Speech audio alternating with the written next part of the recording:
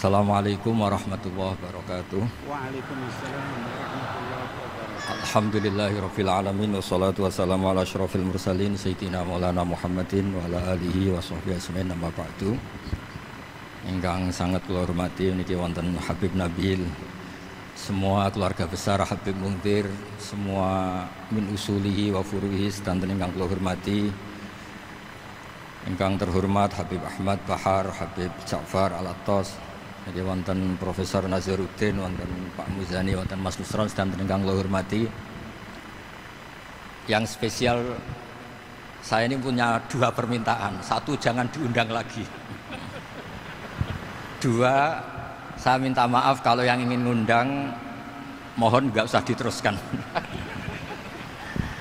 Saya akan cerita yang ilmiah. Saya terima kasih tadi sama Habib Abdullah bin Ja'far sama Ustadz Hasan Saifur Rijal. Begini, kenapa saya banyak dikutip para narasumber? Karena saya ini jenis kiai yang otoritatif. Jadi saya ini karena nggak menteri, sehingga kalau belajar itu serius sekali. Ya alhamdulillah ini ada Pak Muzani, orang yang bisa ngelantik seseorang jadi presiden. Masih punya utang satu, bisa nggak ngelantik kita jadi ahli surga? Begini kalau cerita ilmiah, nanti saya baca hadisnya. Ada kelebihan kita jadi manusia itu justru karena ketidaktahuan kita. Kita tentu hingga detik ini tidak melihat surga langsung, tidak melihat neraka langsung, apalagi melihat Allah Subhanahu wa Ta'ala. Tapi selalu ada teori, dan ini dibenarkan oleh semua ulama karena ini nas itu mansus. Geniku di antara kelebihan Rasulullah SAW adalah diutus kafatan linnas untuk semua orang. Sehingga ada orang ditanya, dengan apa kamu tahu kalau Tuhan itu satu? Orang ini dengan enteng menjawab, innal isnaini, angka 2, 3, 4 dan seterusnya. Nisbatu dzalika ilal wahid nisbatul far'i ilal asli. Jadi segampang itu nerangkan ayat qul huwallahu ahad. Allah itu satu. Karena angka itu 2, 3 sampai 1 miliar 1 triliun. Nisbatu dzalika ilal wahid nisbatul far'i ilal asli. Semua itu asal usulnya satu. Begitu juga begitu gampangnya Syekh Nawawi Al-Bantani menerangkan kenapa bismillah itu dimulai ba. Huruf hijaiyah kan alif, tapi kalau bismillah dimulai dari satu ba. Ba itu ada titik satu. Anda gambar kambing, gambar apa saja, gambar Anda entah baik entah jelek, itu tetap dimulai satu titik. Nah satu titik ini disebut nuqtatil wujud, asal usul wujud. Sebab itu kitab I'anatul Thalibin, tadi Habib Nabil cerita sanad-sanadnya Mbah Mun. Sebetulnya kalau boleh angkuh, yang berhak cerita itu saya, karena kitabnya milik saya. Tapi beliau tak kasih terus cerita, ya alhamdulillah. Ada penyambungnya. Nanti tak kasih lagi beliau. Ya memang yang paling berat beliau karena turunannya itu. Tapi kitabnya dari saya, jadi ya satu-satu lah. Kitab I'anatul Thalibin itu dikarang oleh ulama top, namanya Sayyid Abi Bakar Syato. Beliau punya murid yang sangat terkenal di Indonesia, namanya Syekh Mahfud At-Turmusi. Syekh Mahfud ini punya murid, diantaranya yang paling terkenal tentu Mbah Hashim sama Mbah Ahmad Dahlan, pendiri Muhammadiyah. Jadi kemudian kitab I'anah ini populer sekali untuk menerangkan fikih-fikih di Indonesia. Termasuk cerita bahwa wujubul jihad itu wujubul wasail lal maqasid. Jadi jihad itu wajib, itu wujubul wasail lal maqasid. Sama cari di sarahin. Sekiranya dakwah itu bisa tidak dengan jihad, dengan pengajian kayak Majelis Rasulullah, kayak Majelis Nurul Mustafa, kayak kiai-kiai kampung, itu sudah cukup karena sudah isolul maksud, orang sudah menjadi kenal Allah Subhanahu wa Ta'ala. Sebab itu ketika Sayyidina Ali diutus di beberapa peristiwa termasuk di Khaybar, Sayyidina Ali didhawuhi la ayyahdiyawu bika rajulan wahidan khairan laka min humrin na'am. Ada satu saja yang Islam karena kamu itu lebih baik daripada kemenangan. Nah, kemudian ini supaya otoritatif menghormati masjid ini, Masjid Istiqlal, masjid yang luar biasa bersejarah. Saya baca keterbatasan kita, tapi ini menjadi kelebihan. Ini hadis di Shahihul Bukhari. Nanti sebagai cirinya saya tinggal supaya ini tadi otoritatif tadi, supaya semuanya pakai sanad. Ini hadis dari Shahihul Bukhari, sehingga Anda tidak perlu tanya ini sahih apa enggak, karena ini di Shahihul Bukhari ikutnya nomor hadisnya itu 6408. Monggo kalau mau dihafal. Biasanya jenengan kan hanya apa Arba'in Nawawiyah. Ini hadis ini nomor 6408. Ada keterbatasan yang akhirnya menjadi kelebihan kita, yaitu kita tidak tahu Allah Subhanahu wa taala. Suatu saat para malaikat ditanya, apakah mereka yang membaca tasbih di sini misalnya di Istiqlal ini ngerti saya, kata Allah. Kata malaikat, tidak tahu. Fayaqulu hal ra'auni. Qal fayaqulu la wallah ma ra'auka. Qal fayaqulu kaifa la ra'auni. Yaquluna wa asyadda laka ibadatan wa asyadda laka tamjidan wa aktsara laka tasbihan. Andaikan manusia itu ngerti engkau ya Allah, maka tasbih mereka ini akan lebih dari kita. Saya beri contoh, ini terutama untuk dzurriyyah Rasulullah SAW. Nabi itu manusia, basar, tapi lakal basar. Nabi ketika muji Allah Subhanahu wa taala ini supaya kalau sholat jenengan hayati. Misalnya pertama muji begini, lakal hamdu mil'us samawati wa mil'ul ardi. Kebanyakan di Jawa memang baca pakai rofaknya mil'u, tapi di beberapa sanad dibaca mil'a, itu urusan i'rab lah. Engkau itu saya puji seluas langit dan bumi, seluas langit dan bumi. Seluas langit dan bumi itu enggak keren, karena langit ini tetap mahsurah, as-samawat ini apapun luasnya langit itu tetap terbatas. Bumi apapun luasnya juga terbatas. Apa yang diteruskan oleh Rasulullah SAW? Wa mil umasyi'ta min syai'im ba'd. Dan pujian saya ini ya Allah sesuai kehendakmu, sejumlah kehendakmu, karena ini yang tidak terbatas. Begitu juga ketika Nabi dengan keterbatasan sebagai manusia, bukan sebagai Habibullah, atas nama manusia. Nabi itu punya dua sisi, kadang sebagai basar, kadang sebagai Habibullah. Dan sama-sama penting untuk mengawal Islam ini. Saya ulang lagi, sama-sama penting untuk mengawal Islam ini. Ketika Nabi sebagai basar ngendikan begini, la nuhsitan Allahumma lakal hamdu hamda yuwafi ni'amaka, misalnya pakai mukhatab, wa yukafi umazidak. Saya memuji engkau ya Allah dengan pujian yang sesuai jumlah nikmatmu, wa yukafi umazidak, dan bisa berserasian dengan tambahan-tambahan nikmatmu. Tapi apapun luasnya nikmat itu terbatas, sehingga Nabi nambahi, la ukhsi thana'an alaika anta kama athnayta ala nafsik. Saya muji ini tidak terhitung, sama sejumlah pujian yang engkau lakukan. La ukhsi atau la nukhsi thana'an alaika anta kama athnayta ala nafsik. Sehingga ini kreasi-kreasi Bani Adam yang malaikat itu tidak bisa. Saya ulang lagi, ini kreasi-kreasi Bani Adam yang bakat malaikat itu tidak bisa. Ini saya baca di kitab Fathul Bari, ini sarahnya kitab Bukhari. Kata Imam, ini saya ulang lagi, ini kata Imam Ibnu Hajar al-Asqalani, pensarah terbaik Bukhari. Jadi Sahihul Bukhari itu punya sarah paling terkenal namanya Fathul Bari. Itu gurunya Syekh Zakaria Al-Ansari. Syekh Zakaria itu dikenal sebagai Syekhul Islam. Itu berkahnya punya guru alim banget, kereng. Ibnu Hajar al-Asqalani itu kereng itu keras. Kalau muridnya tidak bisa itu keras sekali, tapi urusan ngaji saja. Terus punya murid itu pinter sekali, namanya Ibnu Hajar al-Haytami. Jadi beliau kalau mau ngaji ya susah, karena gurunya itu alim, nyuruh baca. Kalau mau ngajar ya susah, muridnya itu alim, takut salah. Jadi akhirnya pinter. Orang punya murid alim alama itu kan bingung. Makanya saya tidak suka kalau Profesor Nazar ngaji saya, nanti ngoreksi repot. Sudah gitu Islamnya beliau formal karena Menteri Agama, saya non formal. Lama-lama Islamnya beliau legal, saya ilegal. Kan jadi repot nanti. Makanya tadi tak bully, tak cocokkan. Kalau jenengan Menteri Agama sampai akhirat berarti top. Tapi kayaknya di akhirat saya yang ngelamar jadi Menteri Agama. Tidak Tidak, ini enggak penting. Ini hanya gejolokan saja supaya kelihatan bahwa menteri pun juga warga nopo Indonesia.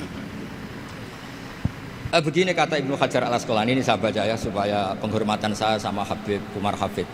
Saya ini baca kitab beliau khatam serius, namanya Taujihun Nabi li Mardhati Bari, yang ditulis oleh Ustadz Fahmi bin Ali bin Ubaidun. Saya baca banyak, termasuk ketika beliau punya manhaj yang tidak populer, kata beliau fala budda antuwattina nafsaka ala annana khudamatu hadal kaun. Kamu harus yakin bahwa tugas kiai, tugas ulama itu khudamatu hadal kaun, mengkhidmati semua alam raya ini. Dan jangan pernah putus asa, misalnya melihat non muslim terus kamu putus asa, ini non muslim enggak.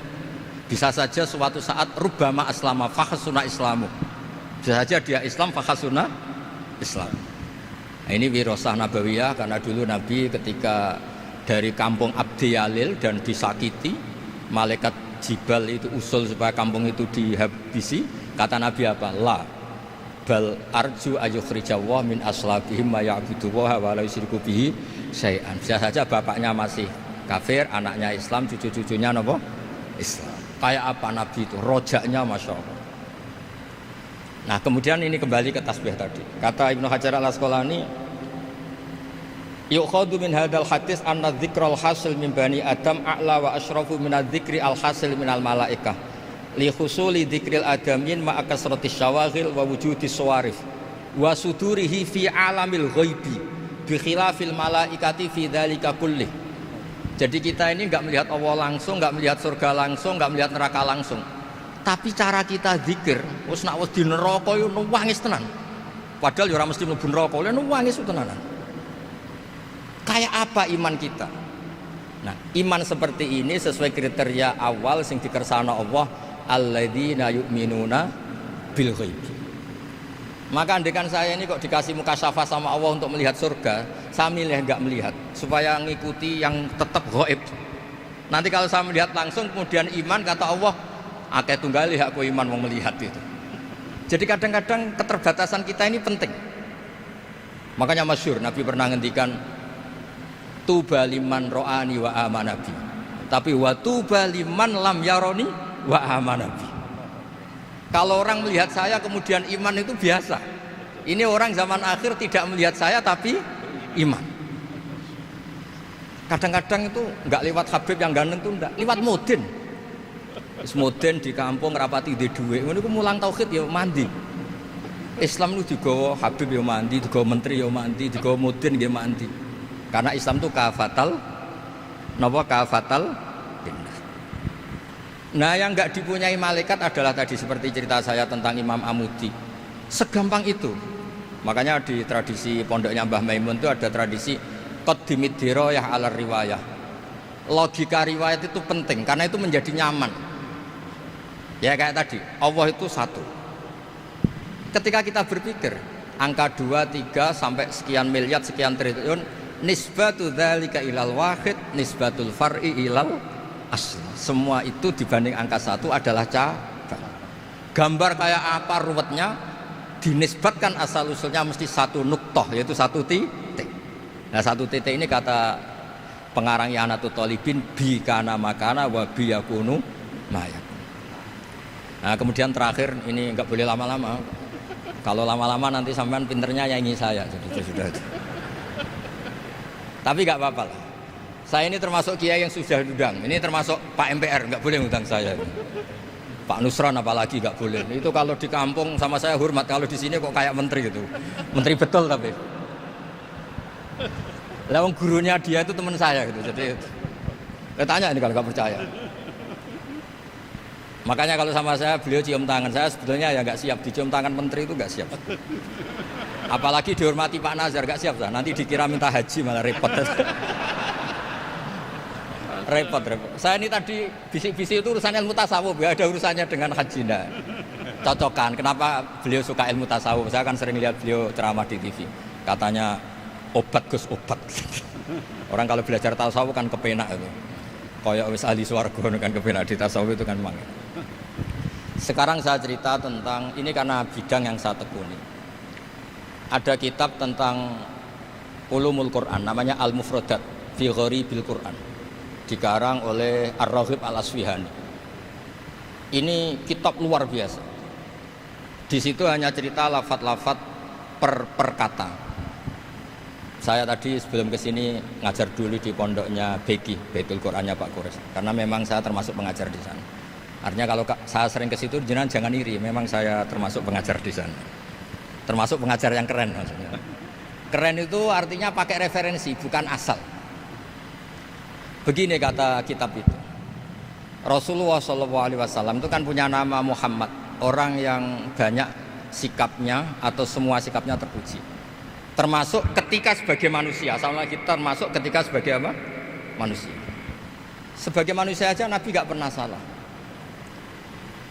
Begini kata kitab itu.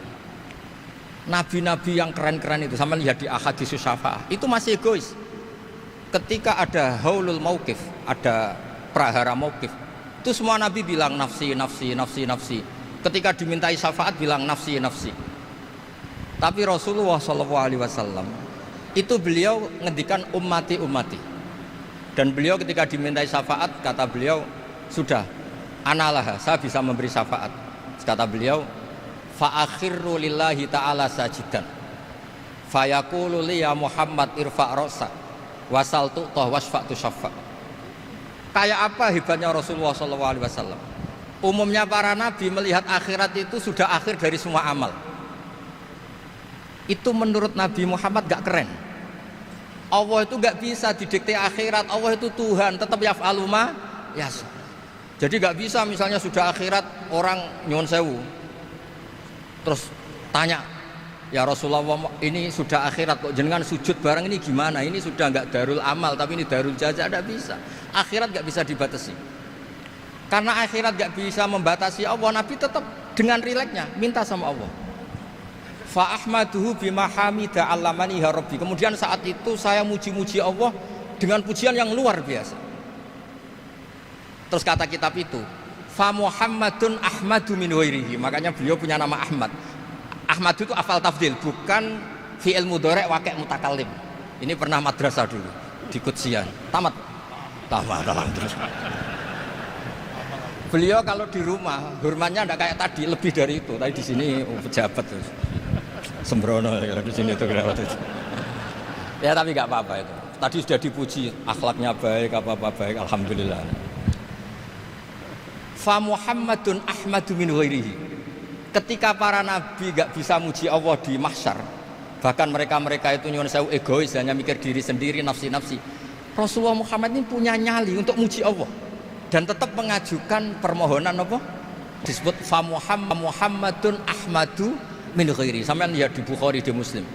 Fa Ahmadu fi mahamida 'allamani rabbi. Tetap muji-muji Allah. Bukti bahwa teori saya benar dan otoritatif adalah yang nggak bisa hilang di surga itu juga wiridan. Ketika kita masuk surga, apa kita kegiatannya?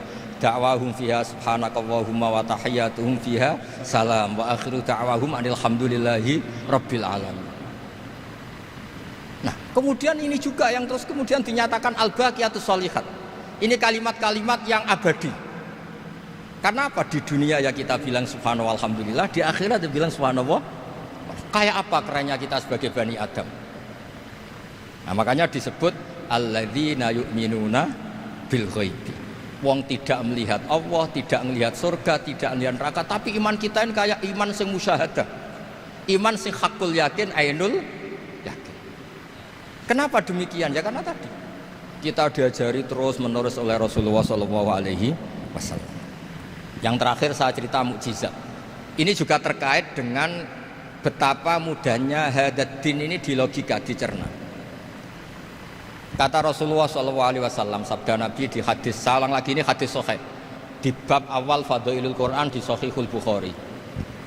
Dicek, kalau nggak percaya dicek. Ma minal anbiya'i nabiyyun illa u'tiya minal ayati ma misluhu amana alaihil bashar. Wa innama kana alladzi utitu wahyan auhahu wa ilayya fa arju an akuna aktsarahum tabi'an yaumal qiyamah. Enggak ada nabi kemudian kecuali dikasih wahyu, dikasih mukjizat. Dan mukjizat ini dahsyat sehingga orang itu dipaksa iman. Kayak Nabi Soleh ada unta besar keluar dari batu. Nabi Musa punya tongkat dipukulkan ke Laut Merah langsung menyibak jadi daratan. Tapi kata Nabi Muhammad SAW, kata, saya tuh tidak punya mukjizat kayak itu, juga gak ingin. Saya ini dikasih mukjizat Al-Quran.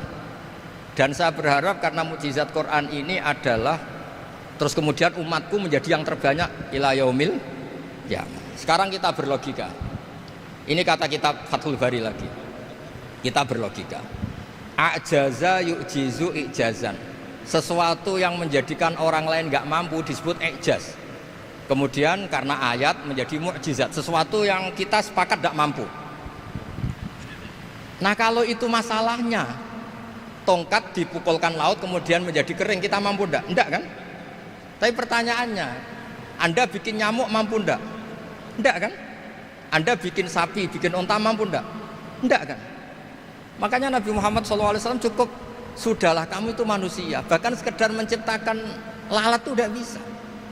Inna Allaha la yastahi ayyadriba mathalam ma'ba'udatan. Kemudian mukjizat ini sama Nabi dicontohkan hal-hal yang keseharian kita. Wa min ayatihil lailu wan naharu wasyamsu wal qamar. Sekarang peristiwa laut dibelah Nabi Musa dengan matahari yang enggak pernah turun mesin, itu keren mana coba?